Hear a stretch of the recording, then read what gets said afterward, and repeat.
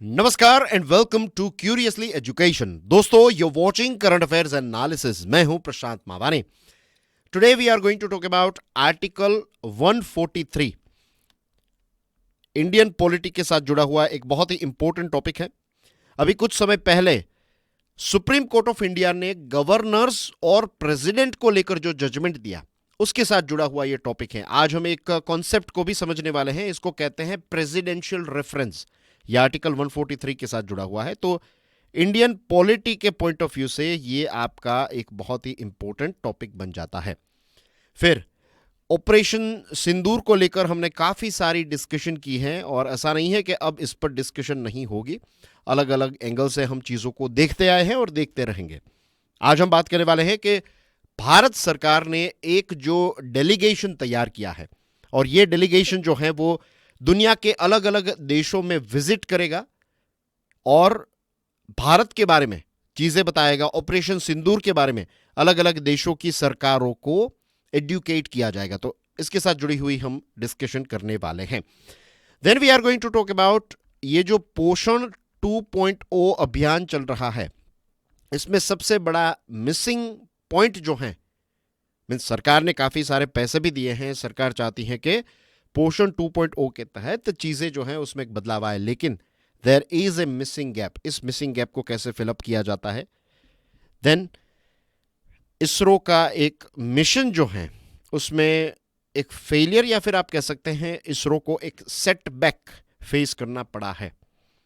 And then we have जो जजेस retire होते हैं, नॉट जस्ट जजेस, सिविल सर्वेंट्स भी जब रिटायर होते हैं तो पोस्ट रिटायरमेंट जॉब्स जो उनको मिलती हैं, तो इससे कुछ एथिकल क्वेश्चंस खड़े होते हैं। We are going to talk about that as well in detail. I would like to start today's discussion with this topic, the centre's decision to seek a presidential reference. क्या होता है presidential reference? अभी मैं explain करता हूं। Let's quickly go through the statement first and then the question. The center's decision to seek a presidential reference undermines the spirit of federalism. Critically evaluate this statement in light of recent developments. जैसे मैंने आपको बताया कि article 143 जो है हमारे constitution का, उसमें ये प्रेसिडेंशियल रेफरेंस जो है उसका मेंशन आपको देखने को मिलता है। बहुत ही सिंपल लैंग्वेज में अगर हम इसको समझे तो मतलब यह है कि जब हमारे देश के राष्ट्रपति जो हैं उनको किसी चीज को लेकर सुप्रीम कोर्ट की सलाह चाहिए, किसी विषय को लेकर, अगर राष्ट्रपति को लग रहा है कि ये जो विषय है ये पब्लिक इंपॉर्टेंस का विषय है, तो इस चीज को लेकर एक फॉर्मल कंसल्टेशन के लिए राष्ट्रपति जो है वो सुप्रीम कोर्ट को अप्रोच कर सकते हैं। तो ये आर्टिकल 143 में मेंशन है। It grants the president the power to refer such questions to the Supreme Court for its advisory opinion. याद रखिए यहां पर अगर आप आर्टिकल 143 पढ़ेंगे तो इसमें एक शब्द है एडवाइजरी ओपिनियन। एडवाइजरी ओपिनियन का मतलब ही आपको समझ में आ जाना चाहिए, ये शब्द पढ़ते ही आपको समझ में आ जाना चाहिए कि सुप्रीम कोर्ट इसमें कोई अगर सलाह देगी, कोई अपना ओपिनियन देगी, तो ये जो ओपिनियन है इसका नेचर ऐसा रहेगा, it's not going to be binding. ये बाइंडिंग नेचर का, बाइंडिंग का मतलब ये होता है कि सुप्रीम कोर्ट ने जो भी ओपिनियन दिया इस प्रेसिडेंशियल रेफरेंस को लेकर, इस विषय को लेकर, तो इट्स नॉट लाइक कि ये सुप्रीम कोर्ट का जजमेंट हो गया। सुप्रीम कोर्ट ने अपना ओपिनियन दिया है राष्ट्रपति को, तो राष्ट्रपति या फिर आप समझ लीजिए कि भारत सरकार चाहे तो उस एडवाइस पर इंप्लीमेंटेशन कर सकती है और चाहे तो उस एडवाइस को ऐसे ही सुन लिया, चलो देख लिया कि सुप्रीम कोर्ट ने ये कहा, चलो ठीक है, अब करे ना करे ये टोटली प्रेसिडेंट या फिर सरकार के ऊपर है। ओके, तो this is very very important for you guys to understand, क्योंकि अभी ये एक बहुत ही इंपॉर्टेंट विषय पर प्रेसिडेंशियल रेफरेंस की बात आई है, तो इस पर आपको इजीली एक प्रश्न पूछा जा सकता है। इजीली आपको 143 जो आर्टिकल है उसके साथ जुड़ी हुई चीजें पूछी जा सकती है एमसीक्यू के फॉर्म में, मेंस एग्जामिनेशन में। तो listen closely, pay attention to what we are discussing here. इसी के साथ सुप्रीम कोर्ट का भी इसमें एक डिस्क्रिशन बनता है। अगर राष्ट्रपति ने किसी चीज को लेकर सुप्रीम कोर्ट को कोई ऐसी चीज रेफर की है तो it is on the supreme court कि सुप्रीम कोर्ट को अगर ऐसा लगे, सुप्रीम कोर्ट का अगर ओपिनियन ऐसा है कि भाई इस पर तो हमने ऑलरेडी जजमेंट दे दिया है, या फिर ये कोई ऐसा विषय नहीं है जिस पर सुप्रीम कोर्ट को इतना ज्यादा गहराई से सोचने की जरूरत है, अगर सुप्रीम कोर्ट को लगता है कि ये पब्लिक इंपॉर्टेंस का विषय नहीं है तो supreme court is not obligated. Supreme court ऐसा नहीं है कि ये 143 के तहत आपने ओपिनियन मांगा तो सुप्रीम कोर्ट को ओपिनियन देना ही पड़ेगा, ये भी टोटली सुप्रीम कोर्ट पर डिपेंडेंट है। So this is how it works. अब इस विषय की ये प्रेसिडेंशियल रेफरेंस जो है ये स्पॉटलाइट में इसलिए आ चुका है क्योंकि 8 अप्रैल 2025 सुप्रीम कोर्ट ने एक लैंडमार्क जजमेंट डिलीवर किया। आपको याद होगा हमने इस विषय पर काफी सारी डिस्कशंस की है and I am sure regular students को मैं कुछ हिंट्स दूंगा, सारी चीजें आपको याद आ जाएगी। तमिलनाडु के गवर्नर रवि साहब 10 जितने बिल्स जो हैं उन पर वो बैठ गए थे, एक लंबे समय से बैठे थे, सालों से बैठे थे। फिर तमिलनाडु की सरकार जो है वो सुप्रीम कोर्ट के पास जाती है। सुप्रीम कोर्ट ने फाइनली अपना जजमेंट ये दिया कि जो सिलेक्टेड लोग हैं, सिलेक्टेड इन द सेंस जो कॉन्स्टिट्यूशनल पोस्ट पर बैठे हुए फॉर एग्जांपल गवर्नर्स हैं, तो गवर्नर्स के पास ऐसे कोई आर्बिट्रेरी पावर्स नहीं हैं जिनसे वो जो राज्य सरकार है, जो इलेक्टेड सरकार है, उनके काम को रोके। तो इस विषय में सुप्रीम कोर्ट ने गवर्नर के साथ साथ जो प्रेसिडेंट है उनके लिए भी नियम बना दिया है कि आपको मिनिमम 1 महीना और मैक्सिमम 3 महीनों के अंदर आपके पास जो भी बिल आए उस बिल पर आपको यस या नो या जो भी आपको आपके पास जो भी कॉन्स्टिट्यूशन में ऑप्शंस है ना वो आपको एक्सरसाइज करना है। आप ऐसे ही अनलिमिटेड या फिर इनडिफाइनाइट टाइम के लिए बैठ नहीं सकते। इस चीज को लेकर प्रेसिडेंट ने आर्टिकल 143 का इस्तेमाल करते हुए सुप्रीम कोर्ट के पास ये प्रेसिडेंशियल रेफरेंस जो है वो भेजा है इस विषय पर। नाउ द थिंग इज इस विषय पर तो ऑलरेडी जजमेंट सुप्रीम कोर्ट ने डिलीवर कर दिया है। Governors misuse of power has strained federalism and undermined state mandates. Absolutely perfect statement है ये। फेडरलिज्म में क्या हुआ है, मैंने कई बार ये भी रेफरेंस दिया कि जब मोदी साहब गुजरात के चीफ मिनिस्टर थे तो उस समय पर एक गवर्नर हमारे थे गुजरात के, कमलाबेन बेनीवाल। तो कमलाबेन बेनीवाल और नरेंद्र मोदी साहब जो हैं उनके बीच में काफ़ी सारे क्लैशेस होते थे क्योंकि उस समय पर सेंट्रल गवर्नमेंट में यूपीए की सरकार थी, मनमोहन साहब की सरकार थी।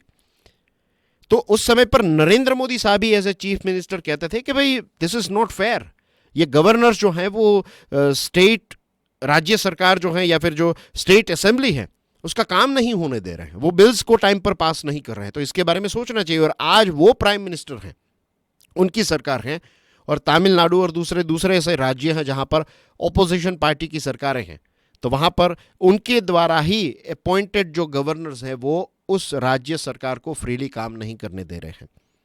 तो इससे क्या होता है, फेडरलिज्म जो है वो स्ट्रेन हो जाता है। फेडरलिज्म यानी कि जो स्टेट गवर्नमेंट्स और यूनियन गवर्नमेंट के बीच में जो रिलेशन है वो खराब होते हैं, और इसी के साथ साथ जो स्टेट मैंडेट्स हैं, जो राज्य सरकार की जो असेंबली है, राइट, उसके पास जो पावर्स है, क्योंकि मैंने और आपने हम सब ने वोट देकर हमारे एमएलएस को वहाँ पर बैठाया और फिर उन्होंने एक सीएम को सिलेक्ट किया और राज्य में सारा काम चल रहा है और फिर वो काम नहीं हो रहा है, तो इससे लोगों पर डायरेक्ट एक इम्पैक्ट होता है।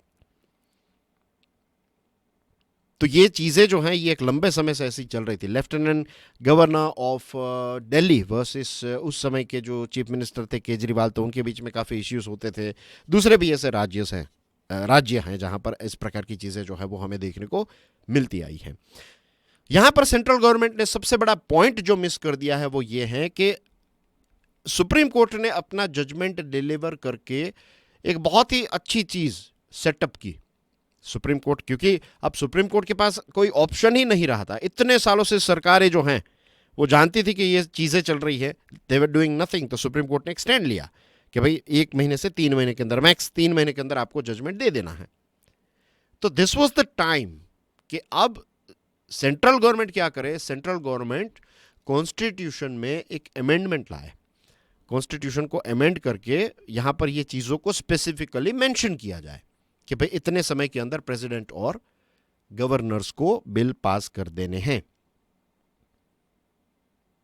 और सेंट्रल गवर्नमेंट अगर चाहती तो कंसेंसस बिल्डिंग के लिए राज्य के जो चीफ मिनिस्टर हैं, सारे राज्य के चीफ मिनिस्टर्स जो हैं उनको बुलाकर एक डायलॉग क्रिएट किया जा सकता था और फिर कंसेंसस से सारी चीज़ें जो हैं वो सॉर्ट आउट की जा सकती थी, लेकिन यहाँ पर सेंट्रल गवर्नमेंट ने ये अपॉर्चुनिटी को मिस कर दिया है। The Supreme Court's judgement provides a sound framework for defining the governor's role. Clear define कर दिया सुप्रीम कोर्ट ने अपने जजमेंट में, और ये चीज़ें सुप्रीम कोर्ट ने ऐसे ही डिसाइड नहीं की। सुप्रीम कोर्ट ने जो हमारी कॉन्स्टिट्यूएंट असेंबली की जो डिबेट्स हैं उनका रेफरेंस लिया है, फिर पास्ट के कुछ जजमेंट्स का रेफरेंस लिया है, कुछ कमिटी के रिपोर्ट्स का रेफरेंस लिया, और फिर बाद में सुप्रीम कोर्ट जो है वो एक कंक्लूजन पर आया है। सुप्रीम कोर्ट ने तो अपना काम अच्छी तरीके से कर दिया।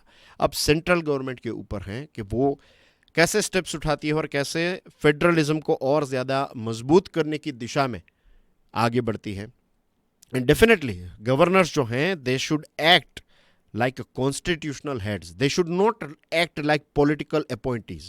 अभी तक यही हो रहा है कि गवर्नर्स ने कई बार अपने पावर्स का मिसयूज किया है, अलग अलग राज्यों में अलग अलग गवर्नर्स ने किया, और यूपीए की सरकार के दौरान भी किया है और अभी जो एनडीए की सरकार है उसमें भी किया है।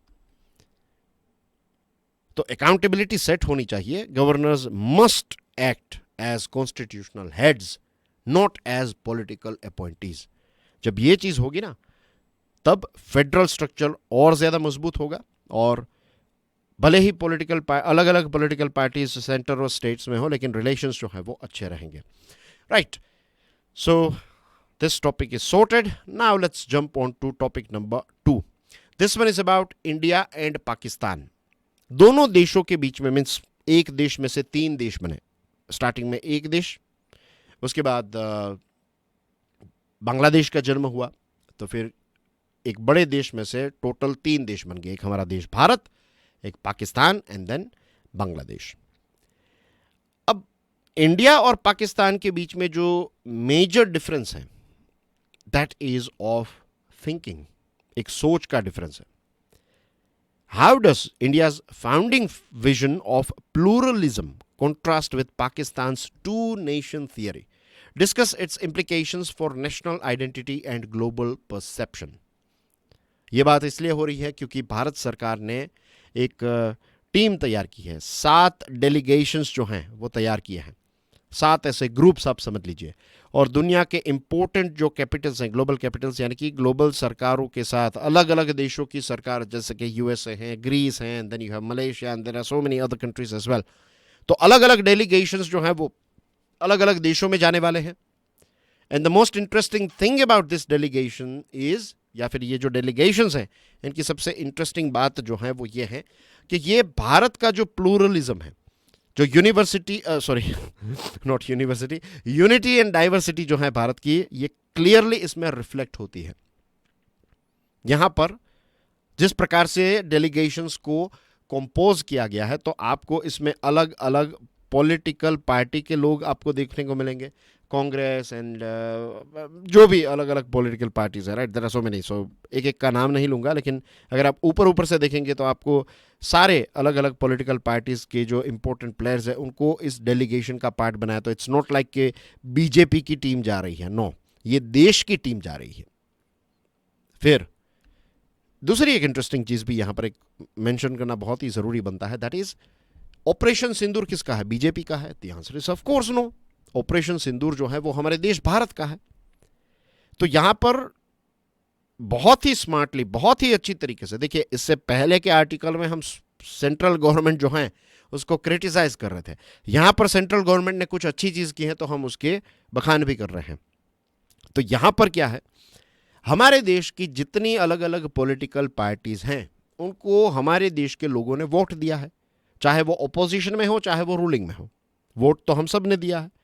यानी कि ये जितने हमारे एमपीज हैं, जितने अलग अलग पॉलिटिकल पार्टीज के लीडर हैं, जितने एमएलएज हैं अलग अलग राज्यों के अंदर, ये सारे हमारे ही देश के रिप्रेजेंटेटिव्स हैं, नंबर 1।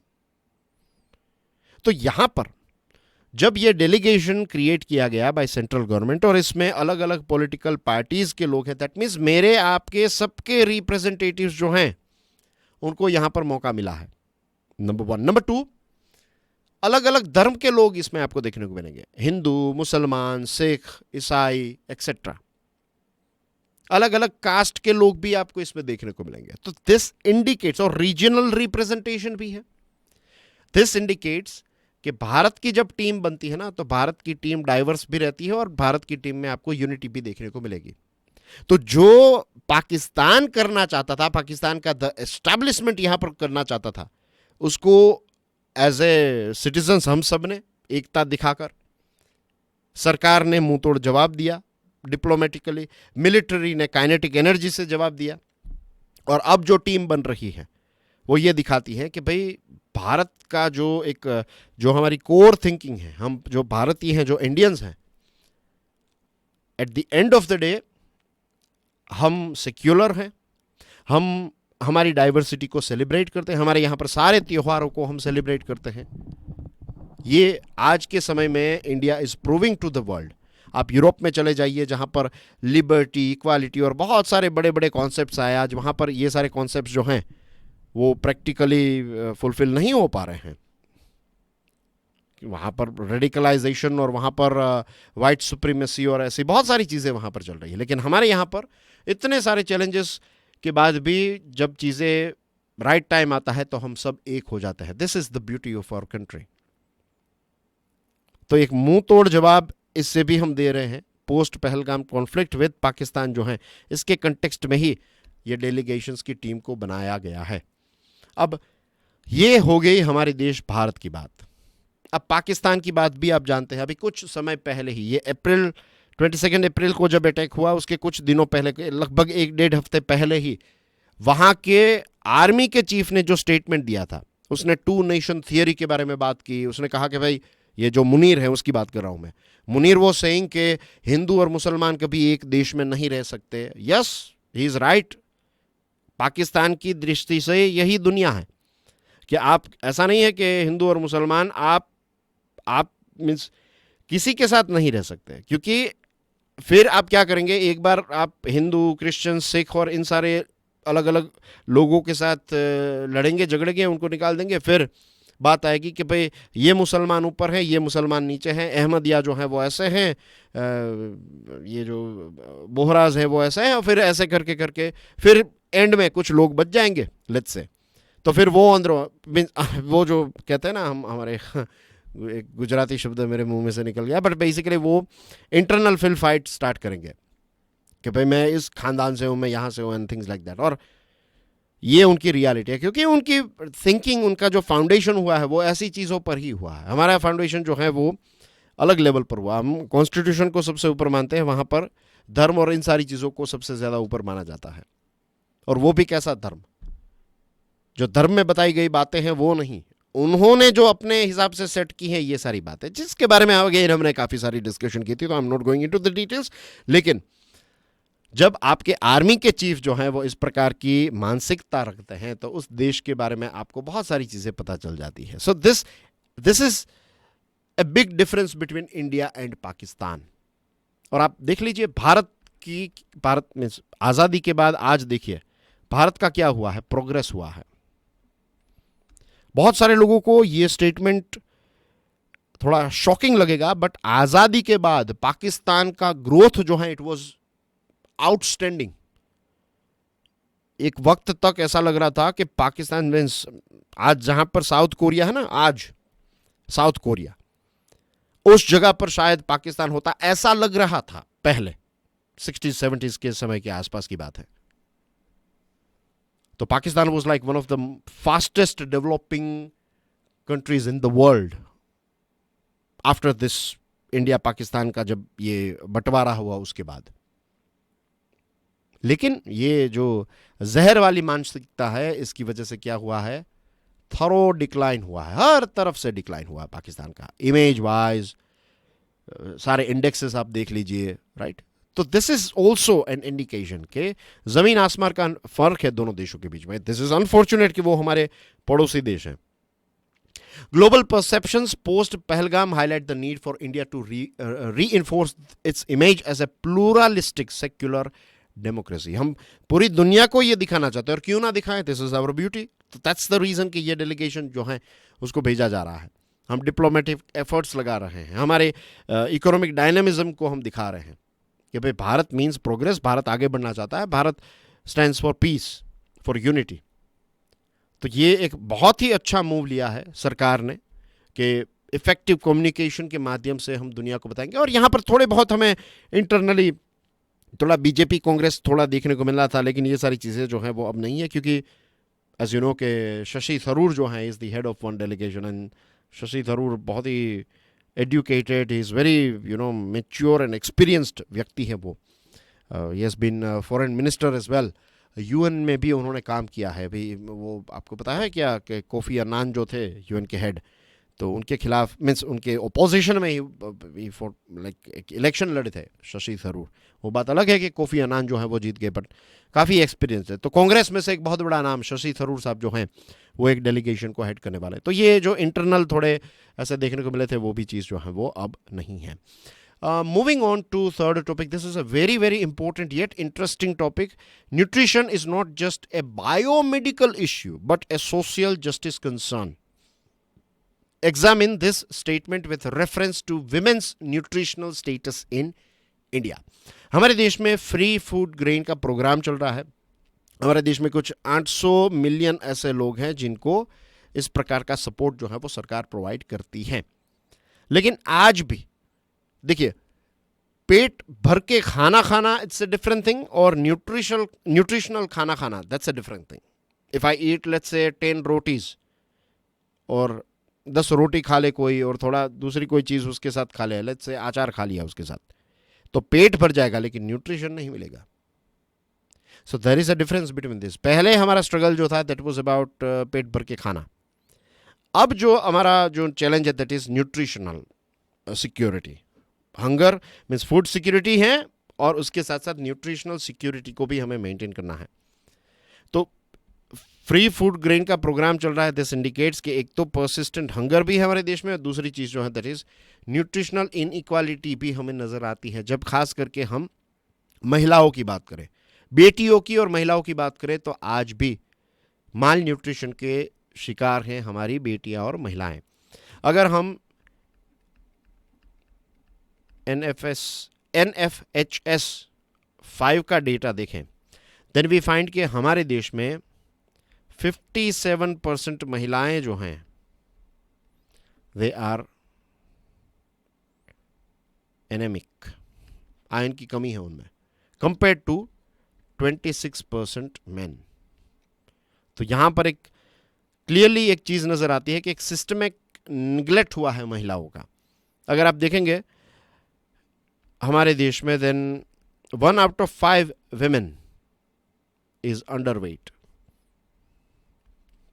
अब ये चीज़ बहुत इंपॉर्टेंट इसलिए है क्योंकि एक महिला जो है, लेट्स से एक बेटी है, तो वो एनेमिक है, फिर शादी होगी, फिर बच्चे होंगे। तो अगर जो माता है वो एनेमिक है, वो अंडरवेट है, तो उसका जो लड़का या फिर लड़की होगी उसमें भी यही खामियां आपको देखने को मिलेगी। तो जनरेशन में ये चीज़ जो है वो चलती रहेगी।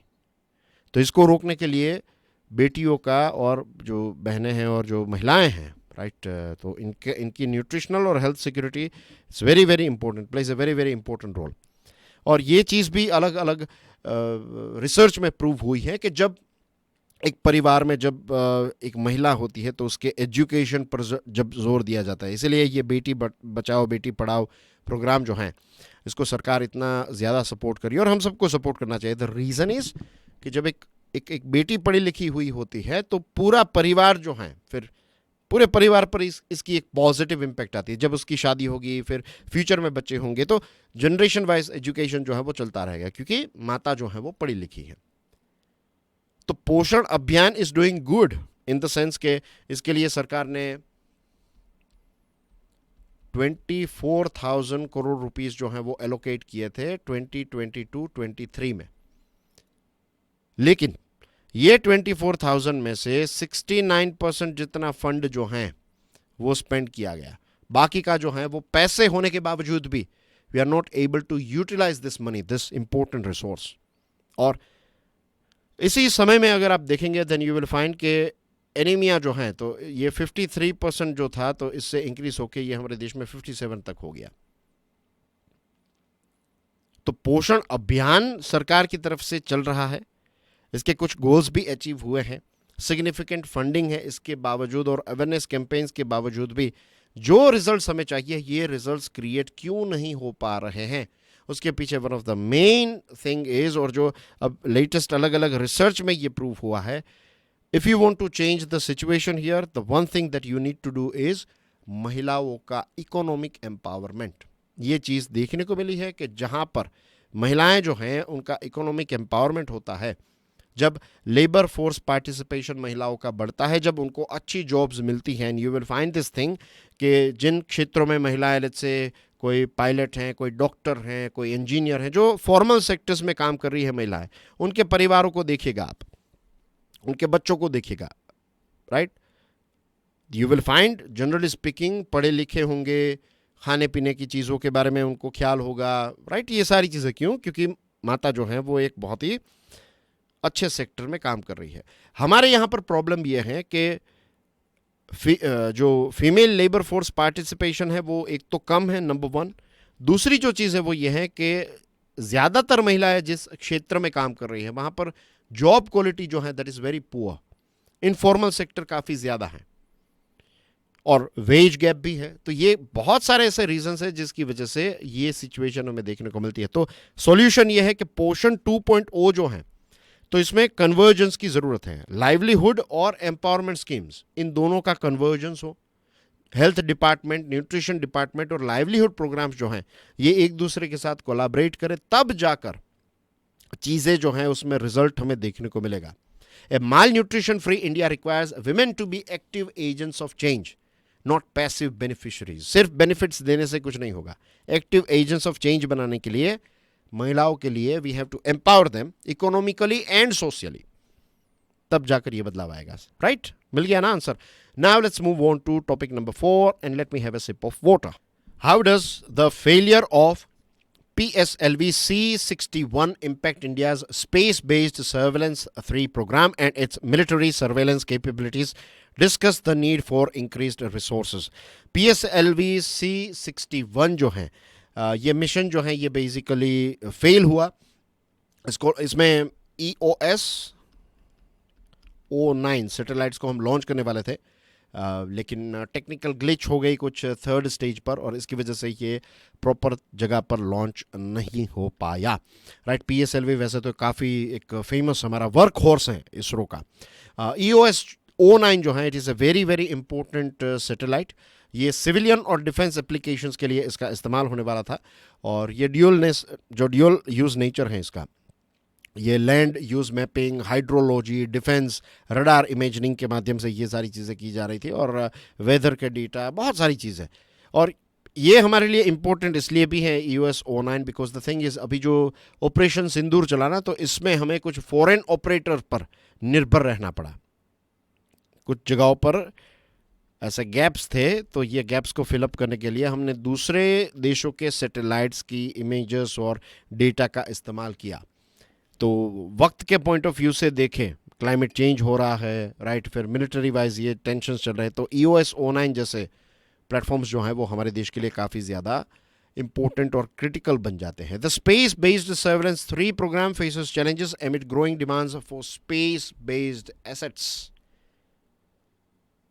इसरो प्राइवेट प्लेयर्स को भी काफ़ी मोटिवेट कर रहा है, सरकार भी काफ़ी ज़्यादा इंकरेज कर रही है, लेकिन ये लिमिटेड प्राइवेट सेक्टर का एक्सपीरियंस होने की वजह से आज भी इसरो को उनको गाइडेंस प्रोवाइड करना पड़ता है। और ये तो हर एक देश में ऐसी चीज़ हमें देखने को मिलती है। स्टार्टिंग के टाइम पर you have to provide them some sort of assistance, उसके बाद धीरे धीरे वो अपने पैरों पर खड़े हो जाएंगे। लेकिन आज एक चीज़ जो हमारे पास नहीं है, दैट इज़ वक्त, राइट। टाइम जो है it is very very crucial for us. हम एक पास्ट के जो डिलेज हुए हैं एक लंबे समय से, तो अब we have to fill them धड़ाधड़, एक के बाद एक ये सारी चीज़ें जो है वो सक्सेसफुल होनी चाहिए। बट देखिए, हम सब चाहते हैं, आई एम श्योर इसरो की टीम भी यही चाहती है कि सारे मिशंस सक्सेसफुल हो जाए, but they are very very complex things, you no.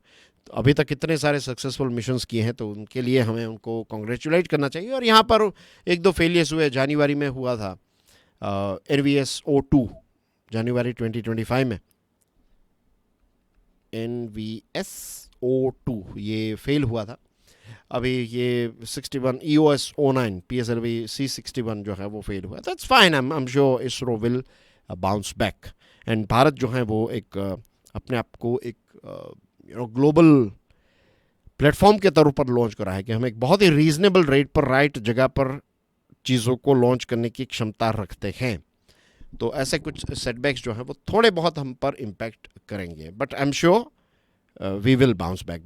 that's the bottom line that I would like to say, and then wrap up this topic number 4, and let's jump on to last topic of the day, yet very important. How do post retirement assignments for government servants raise ethical questions? Discuss with reference to recent examples like Archana Gulati's case.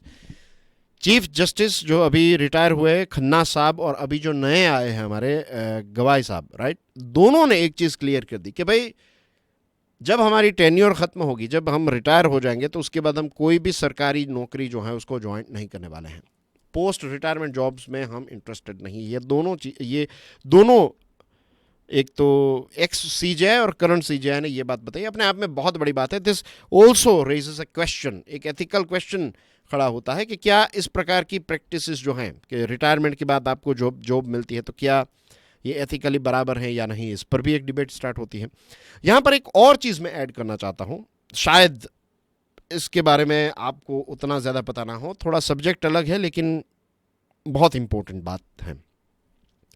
Generally हमें ये लगता है, क्योंकि बॉलीवुड की फिल्में हम काफ़ी देखते हैं ना, वी थिंक के 20 से लेकर 30 तक की जो हमारी एज है, जिसको हम हमारे कहते हैं ना कि यूथ का एक प्राइम कहा जाता है इस टेन्योर को, इस दशक को, तो ये सबसे इम्पोर्टेंट है। इसमें हमें मज़े मारने हैं, हमें ये करना है, वो करना है, एक्सेट्रा, राइट। ये सारी चीज़ें हैं, अलग अलग लोगों की अलग थिंकिंग होती है, बट रियलिटी ये है, and it applies to both man and women.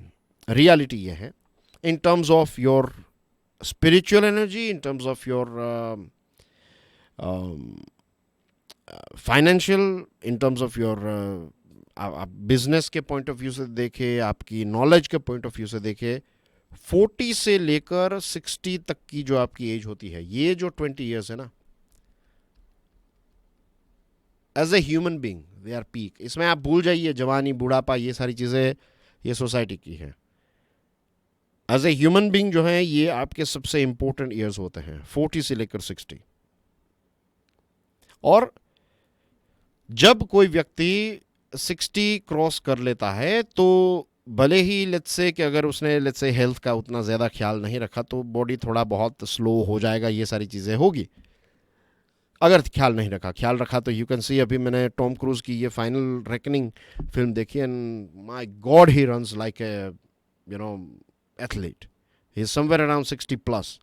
और उनके जो सीन्स होते हैं उसमें जो दौड़ते हैं वो ही inspires every one of us कि age is just a number. If you look after yourself very well, थोड़ी थोड़ी चीज़ें जो आपको रोज़ करनी है, अगर आप वो करते हैं तो एक लंबे समय तक अक्षय कुमार है, Salman, and there are so many, Shahrukh is there, Amitabh Bachchan of course, right, there are so many people out there, and I am sure there are so many, Hema Malini से लेकर बहुत सारी हमारी महिला एक्ट्रेसेस भी हैं जो क्योंकि एक्ट्रेसेस की यहाँ पर बात इसलिए हो रही है, द रीज़न इज, आप दूसरे स्पोर्ट्स के क्षेत्र में देखेंगे कि लेट्स से कोई बॉक्सिंग का अच्छा प्लेयर था, तो उसके बाद जब बॉक्सिंग छोड़ दी तो फिर उसके बाद they don't look after their body that much. लेकिन जो एक्टर और एक्ट्रेसेस होते हैं तो they have to face camera, तो they have to be fit. So that's the reason I am using ये एग्जाम्पल्स। बाकी दूसरे क्षेत्र, आई एम नॉट सेइंग सारे लोग ऐसे हैं, लेकिन जनरली ये चीज़ देखने को मिलती है। लेकिन जनरली एक्टर्स जो हैं वो फिट रहते हैं, हमारे और दूसरे देशों के। ओके, सो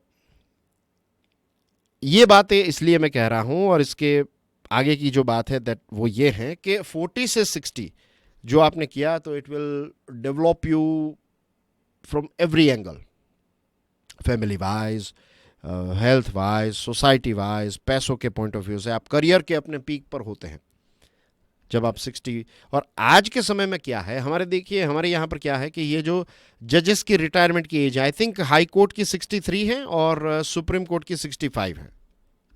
अब ये जजेस जो हैं, they have lived a very good life in terms of comfort and hospital facilities and everything. तो 65 is not an age for people like them to retire. हमारे प्राइम मिनिस्टर साहब को देखिए, उनकी एज, अजीत डोभाल साहब को देखकर आपको लगता है इज समवेयर अराउंड 70 प्लस. तो वो इतना अच्छा काम कर सकते हैं, तो हमारे जजेस क्यों नहीं करते? इसमें एक बहुत बड़े बदलाव की ज़रूरत है. ये कॉन्स्टिट्यूशन में चेंज होना चाहिए. यूके के रूल्स ऐसे हैं, यूनाइटेड किंगडम के, कि वहाँ पर सुप्रीम कोर्ट के जज को जब लगे कि अब रिटायर मुझे होना है, तब होंगे वो. तो 70, 75, 80 तक वहाँ पर वो जजेस जो हैं वो काम, दे आर वेरी हेल्थी, अच्छी जॉब हैं, अच्छी फैसिलिटीज़ हैं, सारी चीज़ें हैं, तो चल रहा है, शरीर भी अच्छा, दिमाग भी सही चल रहा है. तो हमारे यहाँ पर सबसे बड़ा लॉस जो हो रहा है दैट इज़ कि हमारे ये जजेस जो होते हैं उनकी हेल्थ अच्छी होती है मेंटली, और जैसा मैंने बताया 40 से 60 आप, और 60 के बाद अगर आपने सही सारी चीज़ें अगर अच्छी तरीके से मेंटेन की है ना, तो उसके बाद तो आप एक अलग ही लेवल का दिमाग हो जाता है आपका. हम कहते हैं ना कि हमारे बड़ों को पूछ कर करना है, उसके पीछे रीज़न ये है, साइंस ये है कि वो उनका दिमाग इतना शार्प हो गया है इतने सालों के अनुभव से कि वो माइक्रो सेकंड्स में आपको जवाब दे देंगे कि ये चीज़ गलत कर रहे हो या सही कर रहे हो. आप उनको साइंस की बातें, इन द सेंस ऐसी चीज़ें नहीं है, लेकिन जीवन के साथ जुड़ी हुई चीज़ें पूछेंगे ना, they will tell you yes और नो. भाग कर शादी करनी चाहिए, they will tell you from कि भाई ऐसा नहीं करना चाहिए, फॉर एग्जाम्पल. तो आप वाई पूछेंगे तो यंगस्टर नहीं समझेगा, लेकिन जो ये 65 प्लस वाला आदमी बात कर रहा है ना, वो सारे उन्होंने कितनी सारी चीज़ों को देखकर उनका दिमाग जो है वो इतना अनुभवी हुआ है. So basically what I am trying to say is के जजेस को और लंबे समय तक ड्यूटी अपनी करने की ज़रूरत है हमारे देश में. ये चीज़ नहीं हो रही है, which is a sad thing. आप कहेंगे तो फिर कुछ जजेस वहाँ पर पहुँच गए और फिर लाइफ टाइम वो रहेंगे. What we can do is we can create ये सुप्रीम कोर्ट की अलग अलग ब्रांचेस भी क्रिएट हो सकती है. ये भी एक डिमांड चल रही है कि एक जो है वो लेट्स से मुंबई में हो, कोलकाता में हो, दिल्ली में तो है ही, चेन्नई में हो, नॉर्थ में हो, हर जगह पर ऐसे ही कुछ जगहों पर ब्रांचेस, और हमारे पास और ज़्यादा सुप्रीम कोर्ट के जजेस आ जाएंगे. मीन्स आप ऐड करते जाइए, 33 है उसकी जगह पर 100 कर दीजिए. जस्ट गिविंग यू एग्जांपल है, 150, 33 से 50, 65 जो भी है, तो अच्छे अच्छे जजेस जो हैं वो लाइफ टाइम तक अपना काम जो है वो कर सकते हैं. तो फिर ये प्रश्न ही पैदा नहीं होता है कि रिटायरमेंट के बाद वो रिटायर ही नहीं होंगे. तो ये चीज़ पर भी सोचने की ये एक इम्पोर्टेंट चीज़ है. होपफुली आने वाले समय में ऐसे चेंजेस होंगे. पोस्ट रिटायरमेंट असाइनमेंट जो दिया जाता है सरकारी नौकरों को, तो इसके दो एरियाज होते हैं. एक तो गवर्नमेंट जॉब दी जाती है या फिर कोई प्राइवेट सेक्टर का रोल मिल जाता है. फॉर एग्जांपल एक अशोक झा थे, तो he took a place in private sector, उनको वेवर दिया गया था. वैसे एक कूलिंग ऑफ पीरियड रखा जाता था. 2015 तक 2 सालों का कूलिंग ऑफ पीरियड था. आपकी जॉब लेट्स से 1 जनवरी 2025 को ख़त्म होती है, 31 दिसंबर 2024 को ख़त्म होती है. तो 1 जनवरी से फिर आप गिन लीजिए 2 साल, तो 27 जब स्टार्ट होगा तब आप स्टार्ट कर पाएंगे. 2027 से आप किसी भी जॉब में जा सकते हैं. फिर कुछ जगहों पर जैसे एस जयशंकर साहब जो हैं, तो उनको टाटा में कुछ अच्छी पोस्ट मिली थी, तो उसमें भी वेवर दिया गया उनको. अशोक झा को वेवर दिया गया. आई एम नॉट सेइंग कि इन लोगों ने कोई गलत काम किया है, इट्स नॉट लाइक दैट. लेकिन अगर कूलिंग ऑफ पीरियड रखा है तो फिर वेवर क्यों दे रहे हो? कुछ जगहों पर वेवर दिया जाता है, फिर कुछ जगहों पर सरकार को अगर ज़रूरत है किसी इंपॉर्टेंट व्यक्ति की तो फिर एग्जेम्पशंस दिए जाते हैं. तो ये चीज़ें तो हैं. एंड आई वुड से कि एक, जैसे मैंने बताया ना, इस पॉइंट ऑफ व्यू से देखे कि एक बहुत ही मैच्योर व्यक्ति है, इतने सालों का अनुभव है, तो फिर रिटायरमेंट की एजेस में कुछ चेंजेस कर दो, चाहे वो आईएएस के हो, आईपीएस के हो, उसमें चेंजेस होने चाहिए. तो कूलिंग ऑफ पीरियड जो है ना, it is not working. Cooling of period से इतना कोई खास रिजल्ट क्रिएट नहीं हो रहा है. अब यहाँ पर एक बात है, अर्चना गुलाती कर एक हैं, अर्चना गुलाती, राइट, वो पहले सीसीआई में थे, कंपटीशन कमीशन ऑफ इंडिया, और गूगल की जो पेरेंट कंपनी है अल्फ़ाबेट, तो उस पर एक केस चल रहा था सीसीआई में. उस समय पर अर्चना गुलाती जो है वो सीसीआई के एक बहुत इंपॉर्टेंट प्लेयर थे. अब रिटायरमेंट के बाद अर्चना गुलाती जो है वो गूगल को ज्वाइन करते हैं. तो ये एक कॉन्फ्लिक्ट ऑफ इंटरेस्ट क्रिएट होता है ना। आप समझिए, मैं एक जज हूँ फॉर एग्जांपल, आपका केस चल रहा है मेरे यहाँ पर, आप एक बहुत बड़ी कंपनी के मालिक हैं या फिर बहुत बड़ी कंपनी को रिप्रेजेंट करते हैं, आपका केस मेरी कोर्ट में चल रहा है, मैं रिटायर हो गया, उसके बाद मैं आपकी कंपनी में ज्वाइंट हो जाता हूँ, तो पूरी दुनिया सवाल उठाएगी। तो ये कुछ ऐसी चीज़ें जब होती है ना, तब लोगों का विश्वास जो है वो कम हो जाता है। अभी कुछ दिनों पहले मैंने एक बात भी बताई थी कि मेरा जो एक वकील दोस्त है उसके साथ डिस्कशन हो रही थी, तो he was talking about this thing कि भाई सभी को पैसे चाहिए एंड थिंग्स लाइक दैट, लेकिन यहाँ पर दो जजेस ने ये कहा है कि भाई हमें जॉब नहीं चाहिए। So that's a very good thing. और बहुत सारे ऐसे फॉर्मर गवर्नमेंट सर्वेंट्स जो हैं वो पॉलिटिकल पार्टीज़ को भी ज्वाइन करते हैं, वो कर सकते हैं, एक बार जॉब खत्म हो गई उसके बाद, उसमें कोई ऐसी चीज़ नहीं है, हम हमेशा इस प्रकार की चीज़ भी नहीं कह सकते। अगर वो अपने सेक्टर का अनुभव लेकर पॉलिटिकल पार्टी या फिर किसी क्षेत्र में जा रहे हैं तो उस कंपनी को, उस क्षेत्र को भी फ़ायदा होगा मैनेजमेंट में, और बहुत सारे एंगल से फ़ायदा हो सकता है। बट रूल्स क्लियर सेट होना बहुत ज़रूरी है। इस चीज़ पर सरकार को कुछ स्पेसिफिक्स इश्यू करने की ज़रूरत है। और एथिकल फ्रेमवर्क के पॉइंट ऑफ व्यू से देखें देन वी नीड टू, या तो कूलिंग ऑफ पीरियड जो है उसको और ज़्यादा स्ट्रिक्ट रखा जाए, किसी भी क्षेत्र में कॉन्फ्लिक्ट ऑफ इंटरेस्ट जैसे सिचुएशन नहीं होनी चाहिए, राइट। बेसिकली विजन ये होना चाहिए कि इम्पार्शियलिटी जो है इसको हमें हर हाल में अपहोल्ड करना है, और लोगों का जो भरोसा है गवर्नेंस पर ये मजबूत होना चाहिए। किसी एक, दो या पांच या फिर कितने भी व्यक्ति हैं, चाहे वो जज हों, चाहे सिविल सर्वेंट हों, रिटायरमेंट के बाद ऐसी कोई भी चीज़ नहीं होनी चाहिए जिससे लोगों का विश्वास जो है वो गवर्नेंस पर कम हो। इस प्रकार के रूल्स बनाने की ज़रूरत है, या फिर रिटायरमेंट के जो रूल्स हैं उसमें कुछ बदलाव लाने की ज़रूरत है आज के समय के हिसाब से। So that's basically everything in today's discussion. Reel देखी आपने? आज एक रील लॉन्च हुई है मॉर्निंग में, आर्टिफिशियल इंटेलिजेंस को एक रील को लेकर एक विषय पर मैंने रील बनाई थी, तो आई एम श्योर आपने देखी होगी। ऐसी कुछ और चीज़ें जो हैं वो आने वाली हैं, राइट। सो देखते रहिएगा, आई am sure you will learn so many things, right. और एक पॉडकास्ट भी लॉन्च किया है, आई वाज इनवाइटेड, तो मैं गया वहाँ पर एंड एक क्वेश्चंस पूछे गए और उनके जवाब दिए हैं नेचुरली, राइट। इसमें ऐसा भी था कि वो क्वेश्चंस वो जो मैडम है वो मुझे भेजने वाले थे, तो इनफैक्ट उन्होंने भेजे भी थे, मुझे पीडीएफ भेजी थी क्वेश्चंस की, बट मैंने कहा कि I am not going to open this PDF, मैं वहाँ पर आऊँगा और उस समय पर आप मुझे रिकॉर्डिंग से जस्ट 1-2 मिनट पहले आप मुझे दिखा दीजिएगा, ताकि चीज़ें जो हैं वो रॉ रहें, चीज़ें जो हैं वो नेचुरल रहें।